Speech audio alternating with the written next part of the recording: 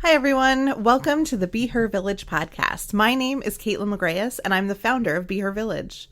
Be Her Village is an online gift registry for what moms really need: support, not stuff.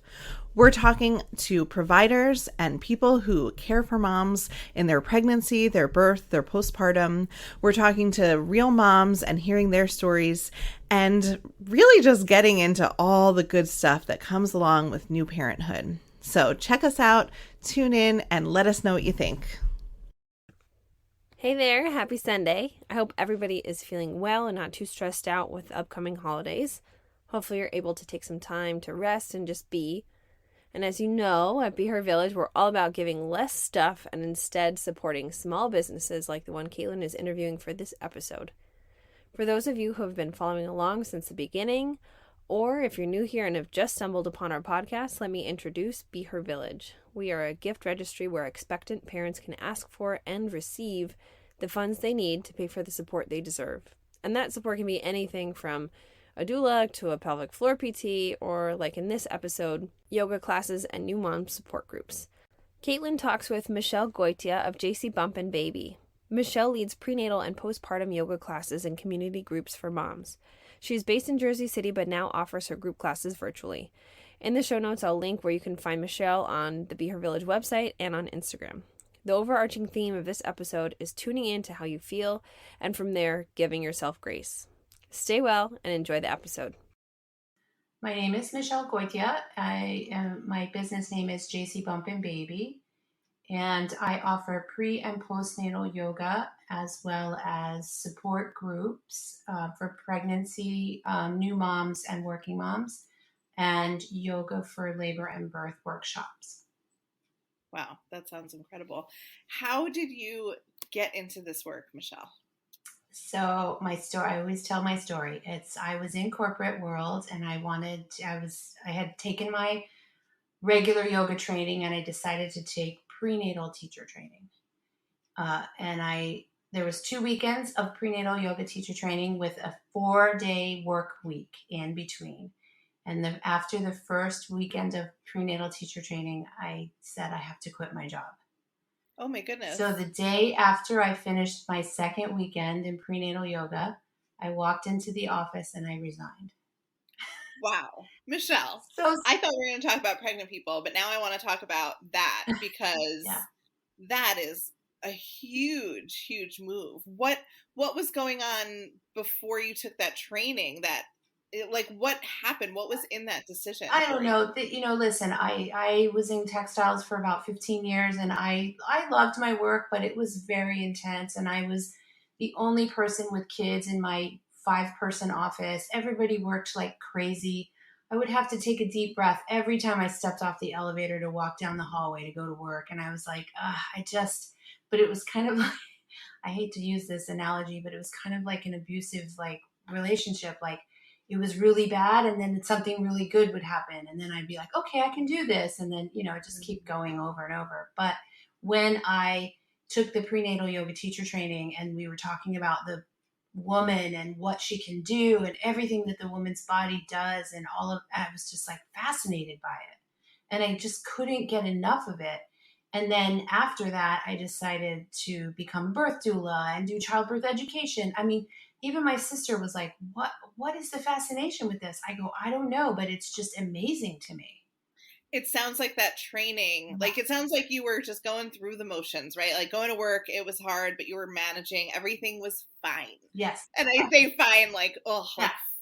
It's not great or even good. No. But it's not awful enough to make a change. It was fine.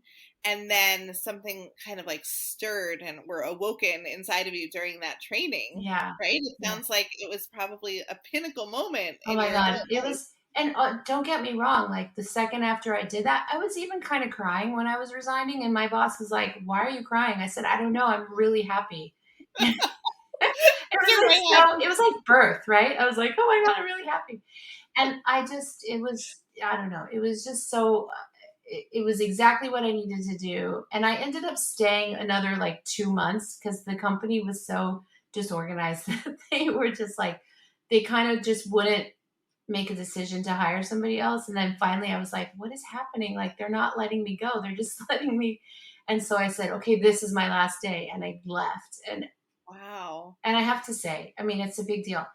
You know, my kids are older, but my son was about to start kindergarten, I think. Yeah. And he's going to college this semester. So let's just put it that way. And I remember being like able to go to work, go to take him to school, and able to go on the field trips and be a class parent and all of those things too. So in my life, it was like a rebirth for a lot of things, you know, all those things that I had missed because I was doing corporate work, you know? Wow. Yeah. Michelle, that's some powerful stuff there. Yeah. That's just, it's like you get cracked open and like you wake up to your new life and you make a choice Yeah. for happiness and you make a choice for your family and for yourself. And there's Yeah. something really cool about that. Yeah. And I have to say, my husband is very supportive because we were both, for a full year, we were both freelance, which is huge. We had to pay out of pocket insurance, but then he ended up getting a job at a museum, which then flipped the roles where he had the insurance and all of that stuff. And then it worked out perfectly. So it's amazing how it's like right when you let go is when everything kind of falls into place. Totally. Yeah. Yeah. That's very beautiful. Yeah. And I knew none of this. So I love that I just learned that about you. So I had a similar experience in terms of like, not as powerful and transformative as yours, but in terms of like waking up to the birth world and pregnancy and postpartum and motherhood and this as a profession. And I remember spending every waking moment I had that I wasn't with my own children and family learning and learning and learning and being on calls and being on meetings and going to networking events and reading studies, and just it was like getting a whole new education, because there's this thing when you find something you're passionate about, it really just every cell in your body kind of lights up, and there's no, I remember being struck by, you know, K through 12 public education, even college, where, you know, there's all these like tests and rubrics and assignments and all this stuff. And it was like, I felt like in the first few months that I became a doula, I learned more in those few months because I was so deeply passionate than I learned in my entire education from birth to graduating college. And it was just incredible to me to finally, for maybe the first time in my life, feel really strongly, passionately about a subject. And it sounds like you went through something pretty similar. I mean, I remember too, like reading every single book, article, listening to any podcast I could about birth. And at one point I was like, I have to stop reading about birth. Like I need to do something else. But I was just so into it that it was, you know, exactly, it was filling my well. And then I also am just a person who takes care of people. So I feel like that's where the new mom support group came into play. You know, at first I remember somebody saying, oh, add 10 minutes, 15 minutes on your prenatal yoga class, and then you can just chat with the moms. I'm like, and then you realize that 10, 15 minutes? No, try hour and a half, 2 hours. And that's just to scratch the surface. Exactly. And so we added that on, and then I was like, oh, I just love this too, helping these moms. And, you know, listen, it was a huge financial difference in income, but I just started bringing my lunch and making my own coffee and, you know, just doing all those little things that I was like, whatever, I don't really need all of that, you know? Right. And also the first few months after quitting my job, I realized how much retail therapy I was doing, because I had so much, like I had like, I don't know, 50 rolls of new wrapping paper and like just stuff everywhere that I just had no idea that was what I was doing. Stuff that I didn't even need, you know? Stuff you didn't need, but you had the money. Yeah. And you were missing something you didn't even necessarily know you were missing. Right. Trying to fill it in other ways. Yeah. Wow. Yeah. So, and you know, now it's like, I don't know, 12 years later, maybe, no, longer than that, 13 years later. And it was, I love it so much, you know? That's incredible. So I feel like I'm very passionate personally about personal finance. And so this, I feel like we could be doing a whole podcast about like retirement and, you know, like how we value saving now versus later, because you're a case study in like just live your best life and, you know, the money falls into place. But I do want to talk about the birth side of it. So you took this prenatal yoga training, and I'm guessing then started teaching prenatal yoga classes. And what was next for you? You said that you then started doing prenatal support groups. What came next? I know you ended up doing birth doula work. Yeah. Where did your journey take you? Well, after I resigned, I still wasn't like 100%. I knew that the birth part was a part of it, but it still wasn't 100%. You know, I just was going to be a yoga teacher.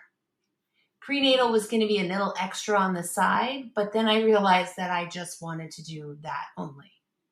And I was teaching prenatal, kids classes, itsy bitsy. Oh, I had done itsy bitsy yoga training. I had done that, and then regular yoga. But then I found that I was like the teacher who was known for the prenatal yoga and the itsy bitsy yoga. And then that just kind of took me off into that category.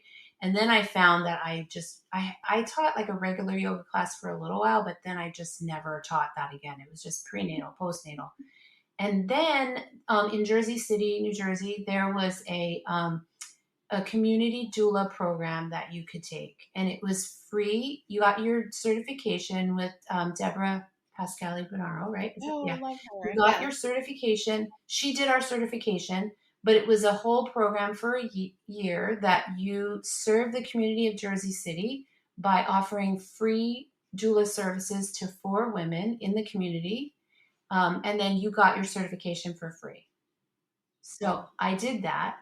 And that was amazing, but it was also dealing with a lot more than just birth. I mean, it was dealing with low-income women that they saw that you were giving a free something free, and they're like, yeah, I'll do it. They had no idea what a doula was, some of them, and they, you know, I mean, I have kept in contact with one of my clients from them, but I'll never forget my very first client that I went way too early. Classic. Classic mistake. And I went way too early, and I called my husband. I go, I don't know what I'm doing. I was totally tired. And he's like, get through this birth. He was so good. Get through this birth and then make a decision. And I was Your husband doulaed you. He did doula me. Yeah. And so after that, then I started taking clients. But again, I only took like maybe 4 or 5 a year. So it was because I was still teaching yoga a lot. And then I was like, how can I was using all that information that I had learned from the births into my training, and teaching women who are pregnant. And it just like worked hand in hand. And I only did a few over, you know, I never was one of the doulas that had like hundreds of births, you know. I think I have 10 to my name. We were just talking before we started recording about call time and just how little it's talked about, and how it's really, if I could be a doula on a 9 to 5, you know, AM or PM, quite honestly, but just something predictable, right? So that I could plan childcare and plan the rest of my life, I would be a doula. I would be a doula until the day I die. But it's the call time is, for me, it's suffocating and stressful and anxiety inducing to just never really know what's coming and always having to sort of be on and never be off. Yeah, what I found was that I was starting to schedule my births based on all these different things. I can't do it this month because it was my kid's birthday. I couldn't do it this month because I was going here.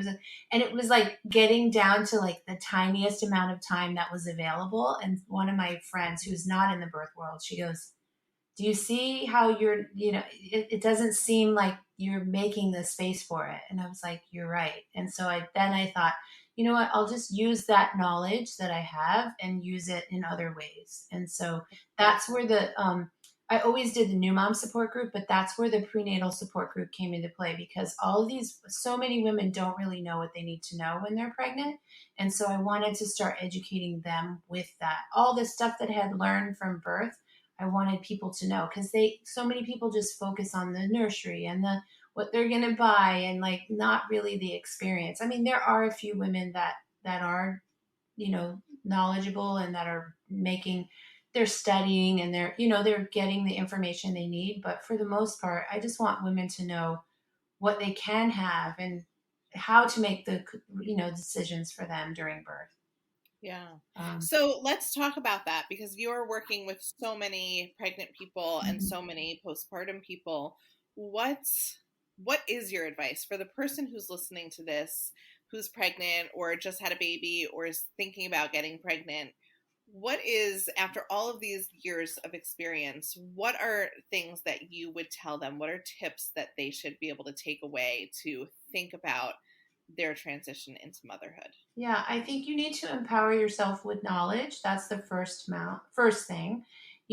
Do as there's some people that don't want to know a lot about birth and what happens, right? And that's fine, but you need to know what your options are and what your choices are. So go that route and at least know that there's different things that can happen.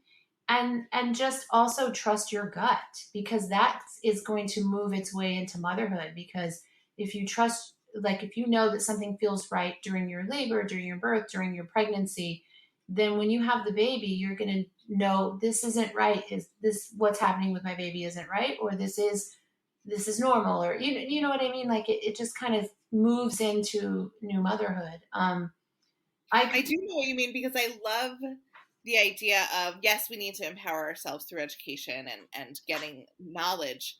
However, there's no amount of knowledge that trumps getting a good connection in our gut and listening to our instincts, because our bodies know when something's wrong. Our bodies know when somebody's not giving us good advice. Our bodies sort of can have this extra sense that we haven't necessarily tuned into in like a scientific way, but it exists. Our instincts are strong. And I think education's powerful because it changes the power structure in a relationship. When we go into our births knowing absolutely nothing, we are pretty powerless in our interactions with nurses and doctors and midwives and anybody, pediatricians, NICU doctors that we're coming across. But there is something to be said about trusting your gut and using the information that's separate from reading and research, but really like tuning into when we feel something is right or something is wrong. The other thing I do is in my prenatal yoga teacher training, I'm actually helping women to learn how to feel what's going on in their body and telling them these are the things you want to look out for when you're in this pose, or this could possibly happen during labor. So do it. You know what I mean? I'm connecting all of the dots for them in prenatal yoga class. It's a very conversational class. So we talk about everything. Women ask questions, so it's not like strict, like doing poses and getting out of the class, but just kind of creating that they can kind of tap into that. And I tell them all the time, like, if you think about that now, eventually it's just gonna become a habit. And when you're in labor, when everything becomes very instinctual, it's just gonna come out. Like anything that we learned here or anything that we talked about, your body is just gonna automatically do it. So That's an incredible thing. And, trusting our gut, when I think that there's so many women and mothers who have been trained, or something has happened along the way. As I'm raising my daughter, I'm trying to figure it out so I can prevent it from happening to her. But like, there's this thing that happens where we're like uber confident as young children. And then something happens where we lose touch with our instincts, with our gut, with our confidence to sort of take up space. And I don't know if you have a theory on when or where that happens or how it happens. I think it's somewhere around middle school, but I haven't actually like put my finger on it. Yeah. But there is something serious that happens to children along the way. And so to help parents as they're preparing for labor to reconnect to that is hugely powerful. Yeah. I think you're right about the middle school. I think well, also I think it's different for our children just because they're growing up with social media. So, which is bad. I mean, my kid is 9 and he's begging me for a phone. yeah, hold And out. I held out until 8th grade, I think. And we were not very popular. Yeah, we told him we would revisit it at 11. I can't believe this is the conversation that I'm having with you right now, because I still am like firmly in my birth experience and my newbornhood. And, this is the world I kind of stayed in.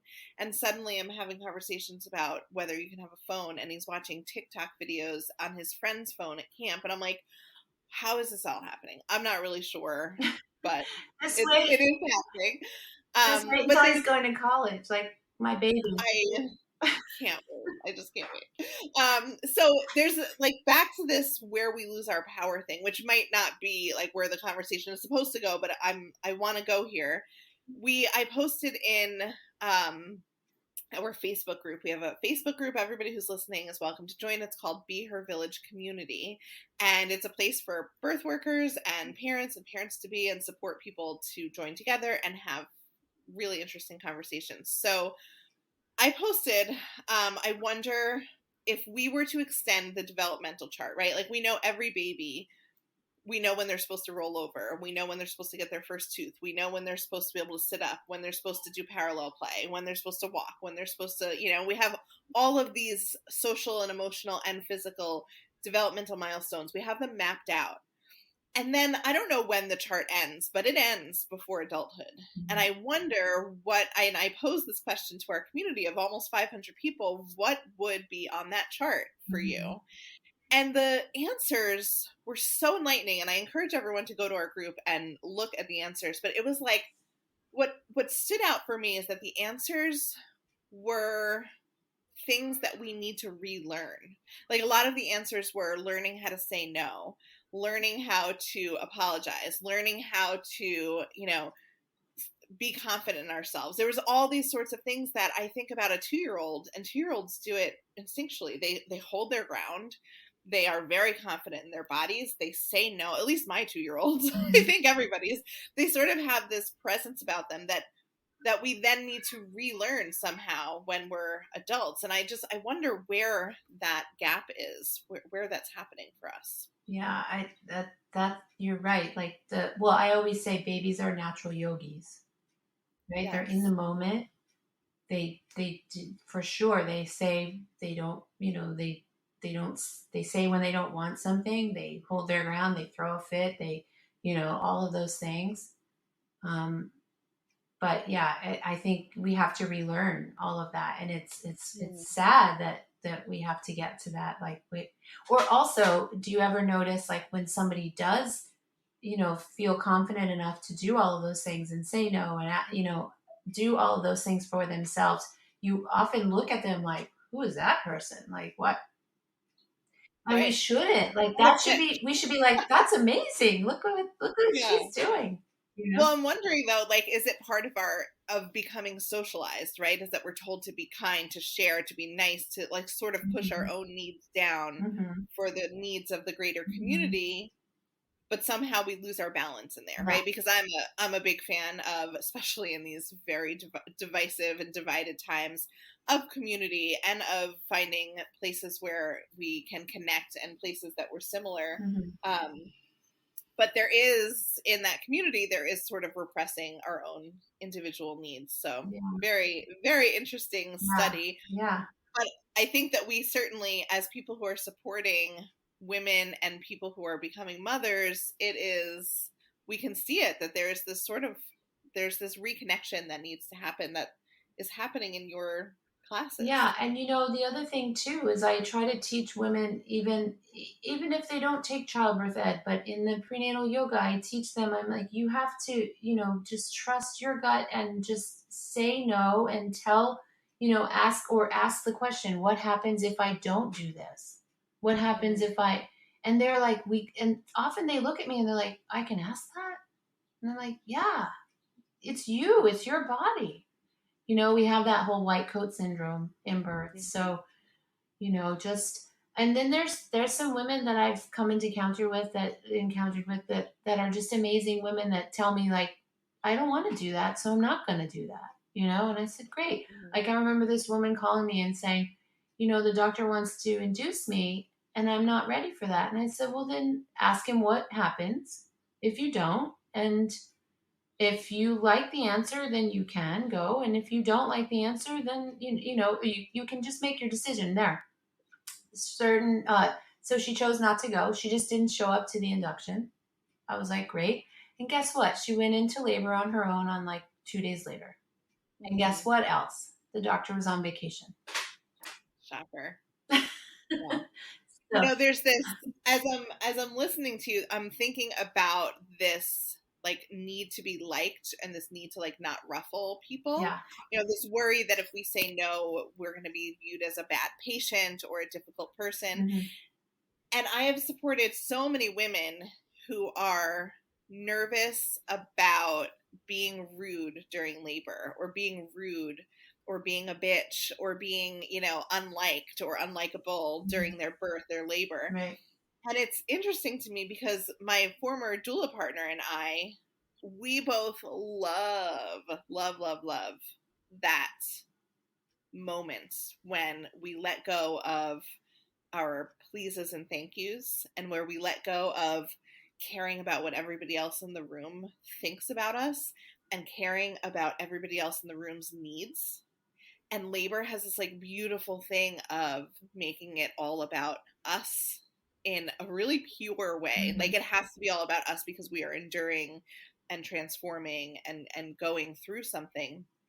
And in the best case scenario, that sort of power that we tap into of just letting everything else fall away, it usually, at least a little part of it, it depends on the person, it carries over into parenthood. It carries over into our marriages if we're married, in our relationships, into our friendships. Mm-hmm. There's this thing like once you experience really deeply only caring about your own needs and stating them plainly without fluff, there's something really powerful about that you kind of can't unsee or unfeel or unknow that. Mm-hmm. That's just, you've now been in that place. It's almost that return, right? Mm-hmm. From toddlerhood. Right. After being socialized away from that, there's something about birth and motherhood that breaks us down to the point where we're right back to that place. But it can be a really positive thing to be in touch with that. But you touched on something too about relationships with your partner. My husband and I are going to be married 29 years this fall. And, you know, our kids my son is leaving, our daughter is already out, and we're like dating again. Right. And so it comes back to that whole, you know, just talking to each other in a different way, because we're much different than when we started, you know, that many years ago. And so just like being able to speak to your partner and letting them know like how you feel about things, even now, like it's continuing to evolve the relationship. So, you know, just it starts with all of those, not feeling bad about how you feel. Mm-hmm. It's okay to feel a certain way, and it's okay for them to feel a certain way. And it's okay for us to feel our feelings at the same time, maybe in different rooms. You know? And exactly. And so the people that you are in the room when you're giving birth, like, who cares what they feel like? Like, you're giving birth, and just do what you need to do, you know? Yeah. And in parenthood as well. Yes. Yeah. You need to feed your baby. You need to meet your baby's needs. You need to meet your own needs. There's something really beautiful about priorities becoming really clear as we move through our adulthood. There's a woman that I work with here in Hope, and she's in Hoboken, and she does oh no, I can't forget what it's called. She works with families to help them advocate for themselves, like in medical times or like at school or whatever. So like she has this story about how she holds her babies when they get vaccinated. And then she's come into contact with nurses that say, no, you have to put the baby down on the table. And she's like, no, I'm going to hold my baby. And they start, you know, going back and forth. And then she said, maybe you need to go get another nurse that will come in here and help me hold my baby, you know, let me hold my baby while you give them the vaccination. And so, so it's just important to you stand your ground, like you said, for your child, and you're supporting them, and you're showing them that they can ask for these certain circumstances. And, you know, so many people just go with what is being told. And, you know, I have to say, my 2 births, I didn't know anything about birth, and whatever they said is what I did. They turned out okay, I have to say, considering what I know now. But but I wish I could do it over again, just to do what use all the information that I know now. Yes. And that's such a big part too of this journey and evolution through. I had 3 completely different births, Right. C-section, VBAC, home birth. Right. And I was so different for each and every one of them. Mm-hmm. And if I was ever to get pregnant again, which God willing I won't, it would be very different now. As there's only so much we can do with the information we have at the time that we have it. Exactly. And I've started doing parent interviews of birth stories and transitions into parenthood, partners and birthing people. And one of the most recent ones that we broadcast was Bethany, who had a really traumatic birth. And it's difficult to talk about traumatic birth. I mean, really traumatic. If you want to hear her story, it's pretty wild. It's on our podcast. The thing is, we only go in knowing what we have in the moment. We only go in with who we are and the tools we have and the information we have. So, with any of our births, we need lots and lots and lots of forgiveness for ourselves. That's how I phrase it, because we're all, literally every single one of us is doing the best we can. Mm-hmm. And for me, that was one of the earliest recognitions and earliest what is it called, revelations that I had with parenthood, was recognizing that every single one of us is doing the best we can, even though it looks really different. Breastfeeding, formula feeding, screen time, no screen time, working, staying home. There's all these different choices, but at the end of the day, I'm pretty sure, the vast majority of us, maybe 1 or 2 of us is not trying that hard, but I think everybody's just doing the absolute best we can. And the tools we have are different, right? Yeah.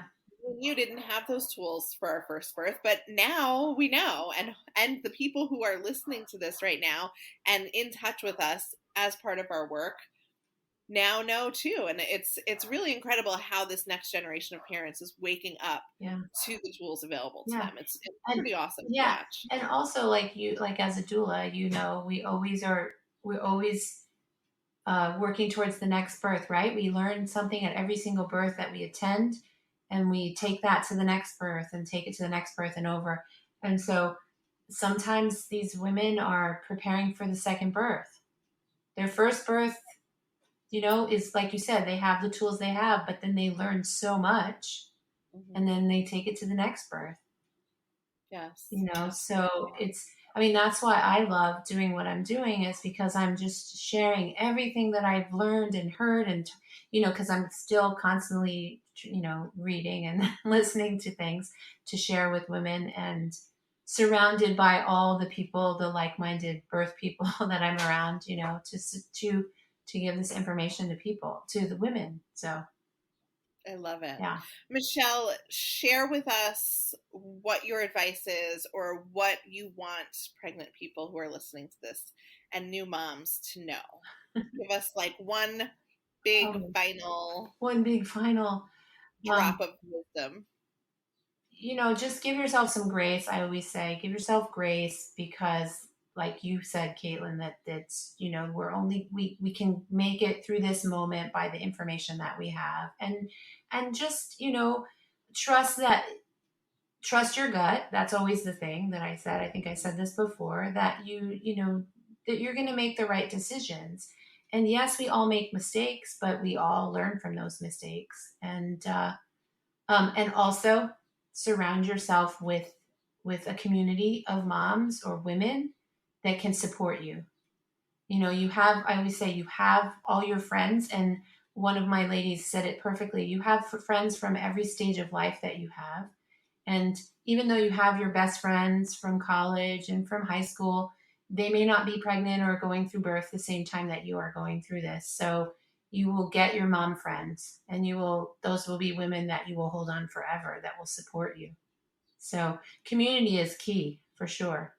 It really is. Yeah. I couldn't agree more. Yeah, and it's something that in these times we have to actively build. We really have to reach out and touch and find other people who are in our life stage But it's so important, and it's kind of the only way Yeah. through and forward. Yeah. And, in the last year we've learned, yeah, we couldn't meet in person, but um, as much as you not liking the Zoom calls, they were definitely needed. And these women really loved being able to log on and talk to other women because they were in their homes by themselves. Eventually we got outside and we met, we meet in person now, but just know that it's good to get on there and just talk to other moms. Absolutely. Yeah, the Zoom calls were awful, but they were so much better than not having them. Exactly. Yeah. And So, you feel like when you're a new mom, you feel like the walls are closing in on you and nobody's going through the same thing that you go. And so whenever a new mom would join the group, she would ask a question like very timidly. And I said, okay, who else has experienced that? And everybody's hand went up. So, and then she's like, oh, you could tell like, okay, it's not just me. So. Yeah, Yeah. I love it. Yeah. Here's a question, a quick final question that will cut if the answer is no. Have you watched Working Moms? Yes. Do you identify at all with the hilarious facilitator of their mom group? Yes. Yeah, it's so funny. Yeah, cracks me up. Awesome, because I'm sitting here thinking, oh my goodness, you are her. That is what you're doing, and she is hilarious. I mean, She's one of my yeah, favorite characters. it's so funny, and it's just the things you hear the things. Actually, every group you take something from the group and you share it with the next group, and then you just like. I mean, I've been doing this for so long that it's funny that it keeps coming back, all the things, but yeah, she's hilarious. Mm. Canada, it's that group of women is funny too, but I do identify with her. Good. Awesome. I forget her name though. I have no idea. I just know she is absolutely hilarious, and she is probably the source of most of my belly laughing. Yeah. Probably because I'm on that professional side now and not the new mom side. So it's pretty hilarious Yeah. to see these types of roles in the mainstream. Yeah. It's great. Yeah. Well, thank you so much, Michelle, for coming on here and having this conversation. What is your contact information? How can people find you and get involved with groups? Yeah, so it's on Instagram, JC Bump and Baby, Facebook, JC Bump and Baby. I do have a Facebook group called JC Bump Moms. And then, of course, it's jcbumpandbaby at gmail is the. So everybody's like, what is JC? Well, it's, Jersey City because it was local for a while. But now I guess I'm going global, right? Because you have Zoom. I've had people come from the UK to class, and I've had them come all across the country. So. Wow, Yeah. That's amazing. Yeah. Love it. Wonderful. Well, thank you so much for this, Michelle. It was so great to have you on. Thank you so much.